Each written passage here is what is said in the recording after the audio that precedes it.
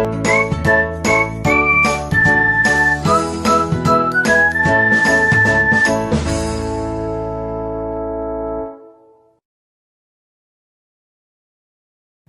teman-teman, pada kesempatan ini kita akan belajar bersama-sama tentang teknik mengatasi kegagalan. Sebelum kita mengetahui teknik akan tips dalam mengatasi kegagalan, kita harus terlebih dahulu mengerti apa sih itu kegagalan. Kegagalan menurut Wikipedia adalah keadaan atau kondisi tidak memenuhi tujuan yang diinginkan atau dimaksudkan dan dapat dipandang sebagai lawan dari kesuksesan. Sedangkan pengertian kegagalan menurut Kamus Besar Bahasa Indonesia adalah ketidakberhasilan. Jadi di sini kita dapat menyimpulkan bahwa pengertian dari kegagalan yaitu ketidakberhasilan dalam mencapai tujuan yang diinginkan. Lalu yang berikut, apa saja efek atau pengaruh pada saat ketika kita merasa gagal? Hal yang pertama yaitu merasa tidak bisa. Ketika seorang gagal, seringkali melabeli dirinya seperti saya memang bodoh, saya memang tidak pantas berhasil, saya ini pecundang, serta pernyataan-pernyataan yang serupa yang hanya lebih menjatuhkan. Hal seperti itu malah membuat harga diri jatuh. Labelan seperti itu juga menggambarkan bahwa seringkali kita menyimpulkan suatu kegagalan sebagai suatu hal yang negatif.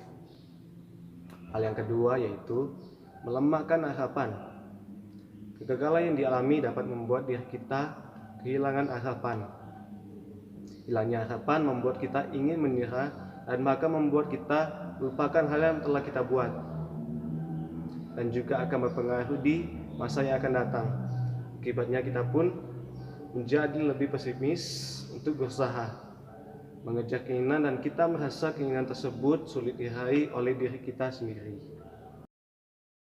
Dan yang ketiga yaitu melemahkan rasa percaya diri dan motivasi. Ketika kita gagal, hal yang membuat kita takut dan khawatir menjadi kenyataan. Hal itu berdampak pada melemahnya rasa percaya diri dan motivasi yang ada pada diri kita. Kita melihat diri sendiri sebagai pribadi yang tidak bisa mencapai keberhasilan, penuh kelemahan, dan memiliki mimpi yang terlalu besar. Kita menyadari bahwa kemampuan kita memang tidak pernah akan bisa mencapai apa yang kita inginkan, dan berpikir sudah tidak bisa ada gunanya lagi untuk berusaha. Bagi sebagian orang, kegagalan memang merupakan suatu keadaan yang sulit untuk diterima. Tapi bagi sebagian orang, kegagalan merupakan tangga untuk menuju kesuksesan. Kegagalan yang sesungguhnya terjadi ketika kita menyerah untuk melakukannya. Banyak tokoh-tokoh yang ada di dunia pernah merasakan yang namanya kegagalan. Sebut saja Bill Gates, Colonel Sanders, Albert Einstein, Walt Disney, Mark Zuckerberg, Nadiem Makarim, Tito Utomo, Jack Ma, dan masih banyak tokoh-tokoh yang lain yang pernah merasakan kegagalan. Resepnya yaitu tidak menyerah dan berusaha untuk mencoba melakukannya kembali agar mencapai goal yang kita inginkan. Nah, seperti pada awal tadi, kita akan melihat bagaimana teknik mengatasi atau menghadapi suatu kegagalan. Yang pertama yaitu kenali emosi kita. Saat mengalami kegagalan, mungkin Anda akan menyalahkan diri sendiri, merasa kecewa dan putus asa. Kebiasaan memendam penderitaan bisa berakibat buruk bagi kesehatan, hubungan, dan menghambat keberhasilan Anda di kemudian hari. Kenali emosi Anda dan rasakan, kemudian beri penamaan. Apakah Anda sedang marah, sedih, takut, atau malu? Cara ini akan membantu Anda mengatasi emosi tanpa menyalahkan diri sendiri atau orang lain. Yang kedua, yaitu terimalah apa yang sudah terjadi. Setelah Anda mampu meredakan kekecewaan karena baru saja mengalami pukulan berat, berusaha menerima apa yang terjadi. Anda akan kesulitan mengambil tindakan jika terus menyalahkan diri sendiri atau orang lain. Tuliskanlah atau renungkan semua yang Anda alami, apa penyebabnya dan apa akibatnya.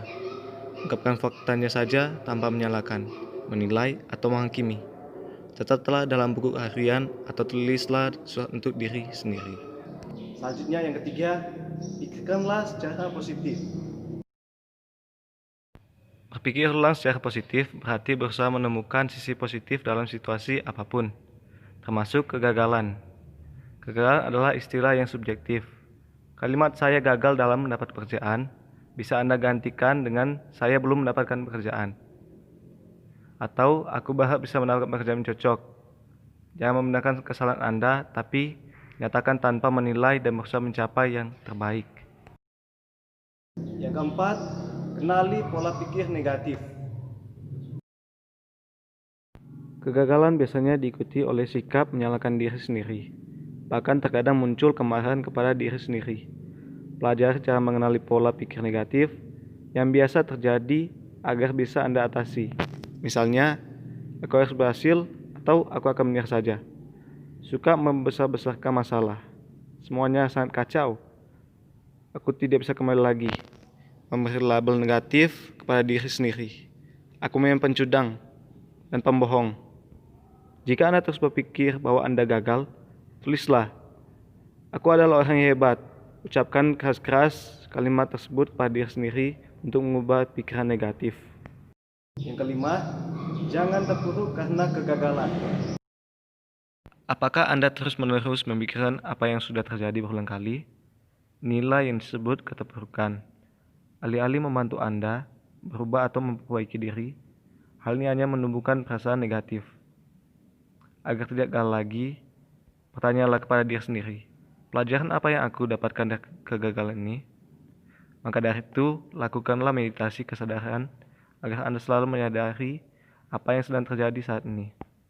Meditasi kesadaran bisa membantu Anda mengatasi kekecewaan karena kejadian yang lalu dan berfokus pada kekinian. Setelah itu, ajukan pertanyaan kepada diri sendiri. Apa yang perlu aku ubah mulai saat ini? Yang keenam yaitu atasi penyebab kegagalan. Apa sebabnya Anda gagal mencapai tujuan? Apakah Anda sudah berusaha mencegahnya? Pikirkan lagi solusi yang pernah Anda lakukan dan apa akibatnya. Contohnya, apabila keinginan Anda mendapatkan promosi pekerjaan tidak terpenuhi, adakan pertemuan dengan atasan untuk membahas penyebabnya. Berikan waktu sampai Anda bisa mengatakan kekecewaan yang membawa masalah emosional. Pikirkan ide-ide untuk mengatasi kegagalan dan ajukan pertanyaan untuk perbaikan. Yang ketujuh yaitu tentukan tujuan yang realistis. Setelah Anda mengetahui apa yang membuat Anda kecewa, mulailah menentukan tujuan yang realistis untuk masa depan Anda.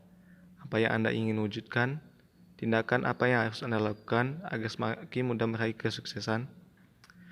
Mintalah pendapat orang-orang terdekat untuk menentukan apakah tujuan Anda cukup realistis. Contohnya, jika Anda baru mulai berlatih lari setengah maraton, terlalu ambisius jika Anda ingin memenangkan lomba lari maraton.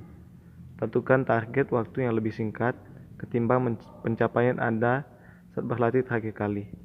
Jika latihan terakhir Anda mampu mencapai jarak 1,5 km dalam waktu 10 menit, tentukan target 9,5 menit untuk latihan berikutnya dan berusaha mencapainya.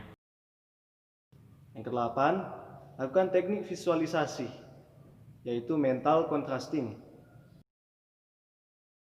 Temukan keseimbangan antara bersikap optimis dan keinginan realistis dengan melakukan mental contrasting.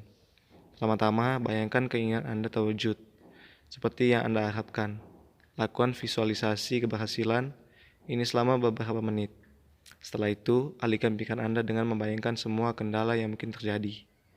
Melakukan visualisasi adanya kendala dalam mencapai tujuan yang realistis akan membuat Anda semakin bersemangat dan lebih mampu mengatasi kendala tersebut. Akan tetapi, jika tujuan Anda tidak realistis, latihan ini membuat Anda melupakan keinginan tersebut dan lebih berfokus pada tujuan yang lebih mudah tercapai. Yang terakhir, cobalah dan berusaha lagi. Setelah menentukan target baru, rencana baru yang matang, bersiaplah mencapai tujuan. Sediakan waktu untuk mengukur progresnya. Setelah Anda mulai melangkah, Anda bebas mengubah caranya. Entah Anda berhasil mencapai tujuan atau harus berusaha lagi, Anda akan memiliki kegiatan yang lebih tinggi.